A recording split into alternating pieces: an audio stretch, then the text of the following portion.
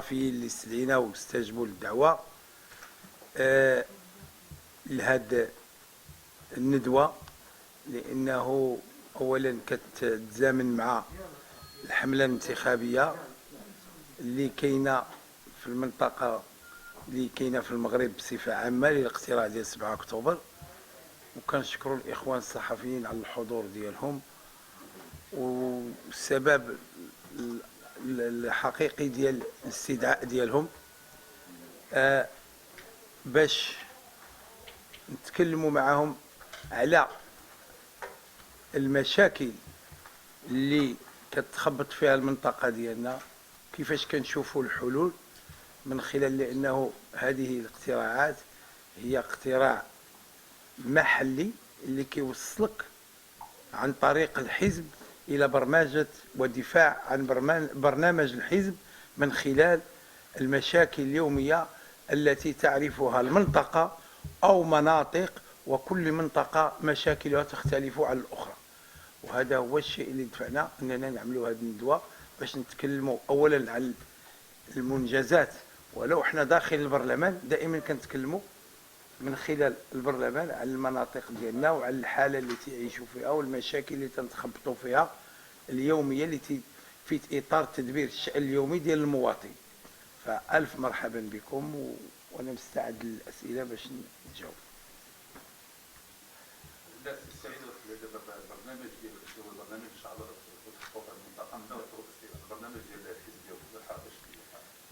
احنا البرنامج بحال دابا قطاع الصحه كيفاش احنا البرنامج ديالنا اولا البرنامج ديالنا من خلال المنطقه ديالنا، ومن خلال هذا البرنامج اللي عندنا احنا كنبلوروه، لانه ما هو البرلماني؟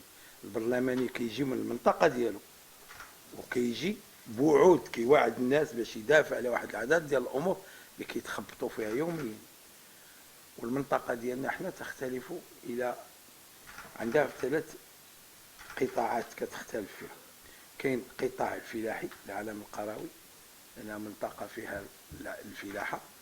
كاين الصناعة وما تخلفه الصناعة من مميزات وما من مخلفات سيئة من حيث التلوث وواحد العدد ديال الأمور. ثم عندنا المشكل ديال السكن، وعندنا مدن الصفيح. ولهذا البرنامج ديالنا كينقسم إلى عدة أقسام. القسم الأول هو القطاع الفلاحي، عبد ربيه يمثل منطقة زناتة داخل الغرفة الفلاحية، وفي داخل الغرفة الفلاحية عبد ربيه النائب الأول لرئيس جهة الدار البيضاء 16 في القطاع الفلاحي. وهذا الشيء جعلنا أننا نحاولوا باش نهتموا بالقطاع الفلاحي وبالعالم القروي. العالم القروي كيعاني من واحد العدد ديال الإكراهات، خصوصا هذه السنة. وغنبدا بالعالم القروي من بعد. كيعاني بواحد العدد ديال الإكراهات في المنطقة ديالنا وبصفة عامة في المغرب، خصوصا هذه السنة اللي عرفت سنة جافة، وحتى الآبار الآن راه المهرب في واحد العدد ديال المناطق وحتى المنطقة ديالنا. والفلاح حقيقة الضر، ولكن ما ننساوش وما نكروش. كيف كيمكننا ننتقدوا كيمكننا نعترفوا عاوتاني. ما نكروش ان وزارة الفلاحة وعلى رأسها السيد وزير الفلاحة قاموا بواحد المجهود جبار، وكان واحد الدعم بأمر من صاحب الجلالة، دعم للفلاح فيما يخص الكلاء ديال الحيوانات الماشية، قطاع البقر، قطاع الغنم، الماعز إلى آخره. وهذا الدعم لا زال مستمر إلى غاية الساعة. وهذا جعل الفلاح أنه ما غاديش يوصل لذاك المنتوج اللي كان كينتظر، ولكن كيف ما كان الحال يعني كانت هذا الدعم هذه السنة، وهذا الدعم جعله أنه على الأقل ينتعش شيئا ما. كذلك أنا كنتكلم دابا على الجهة، كذلك كان واحد العدد الفلاحة، وحنا من هذا المنبر كنناشد الفلاحة كذلك هذه السنة باش ينوضوا يعملوا التأمين على الجفاف. الناس كلهم اللي كانوا مأمنين على الجفاف في التعاضد ديال التأمين للفلاحة كلهم تحصلوا على التعويض ديالهم، وخداو التعويض ديالهم اللي جعلهم شيئا ما كذلك يكون واحد الدعم اللي عاونهم وساعدهم في هذه السنة اللي كانت سنة خطيرة بالنسبة للفلاحة. لولا هذاك الدعم لا قدر الله كانت واحد الكارثة لا يحمد الله عقبها. احنا الآن بصدد تهيئ موسم فلاحي جديد، والغرفة الفلاحية قررت باش تعمل واحد الدورة ديالها في 18 أكتوبر. والنقطة الأولى في الجدول الأعمال هو الموسم الفلاحي، كذلك القطاعات صندوق تنمية التعاون باش نشوفوا مشكل التعاونيات والطريقة ديال تدبير التعاونيات، لأن قانون التعاونيات تغير ولا جديد ودخلت واحد العدد ديال الامتيازات فيه. وكذلك السلامة الصحية، مكتب السلامة الصحية اللي غادي يجي يعمل واحد العرض. وفي الموسم الفلاحي بطبيعة الحال غادي تحضر وزارة الفلاحة ويحضروا جميع القطاعات التابعة لها من أسمدة وبذور وهذا، باش نعرفوا الكميات اللي متوفرة والكميات اللي واجدة لاستقبال الموسم الفلاحي الجديد اللي كنتمناو عند الله إن شاء الله يكون أحسن من السنة الفارطة، ويكون إن شاء الله سنة ممطرة وتدخل على المغاربة بالسعادة والسرور.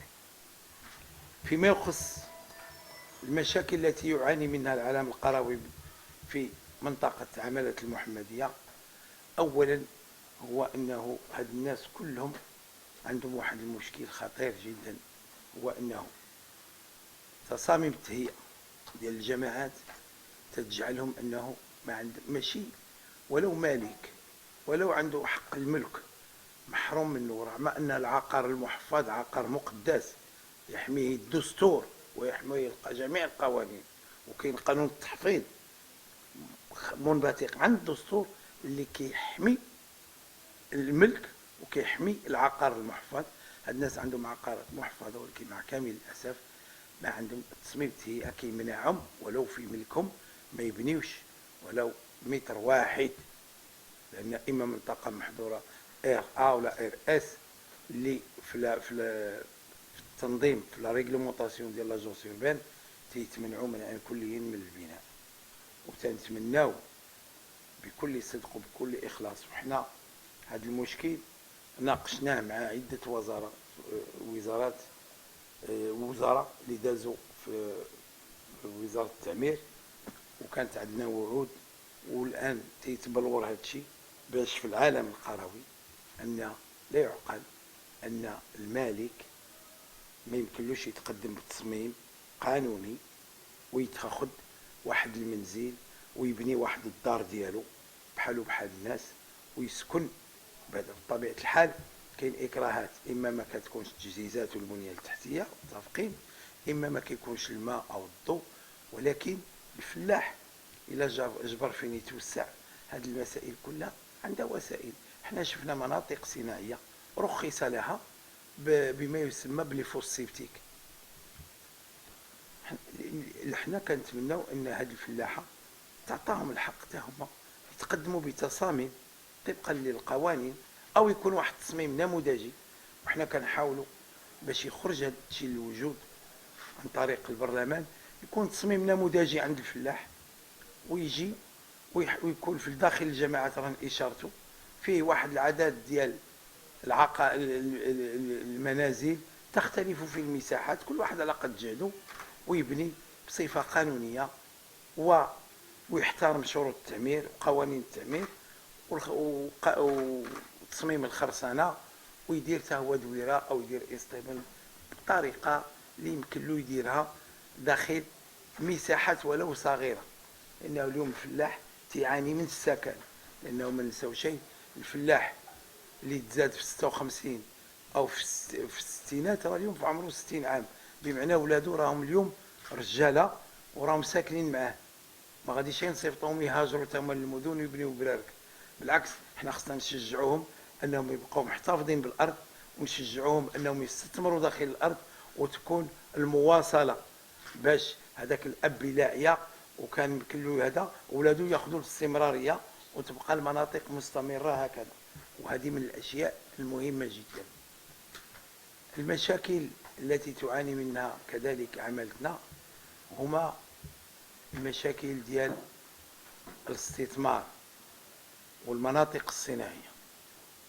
تنتمناو أن المناطق الصناعية داخل الجماعات المحلية الترابية ديال عملية المحمدية أنها يتعطاها واحد تسهيلات إدارية محضة، سواء عن طريق المكتب الوطني للكهرباء والماء أو عن طريق يعني الإدارات اللي هي تتدخل في هذه الرخص، نسهلوا على هاد الناس هاد المشاكل اللي تعانيوا منها باش نسهلوا الاستثمار، لأنه الاستثمار ديال أحياء صناعية هي الساروت ديال نجاح المنطقة والساروت ديال نجاح حتى الشباب ديال هذه المنطقة باش يشتغل.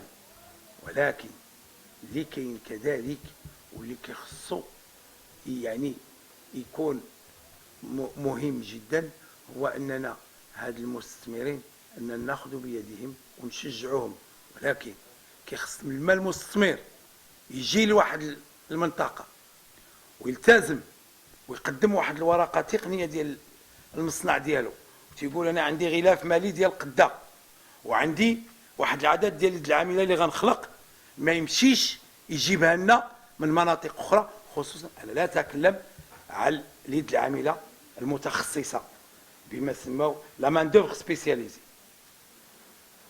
هذه أنا لا أتكلم عليها، ولكن لا مان دوفر حنا كنشوفوا مناطق عندنا داخل العمالة في عين حرودة مثلا جاو مصانع كبيرة ووعدوا أنهم غيشغلوا الناس، منهم شركة الطبخ كانت وعدت ب 600 منصب شغل لا شيء.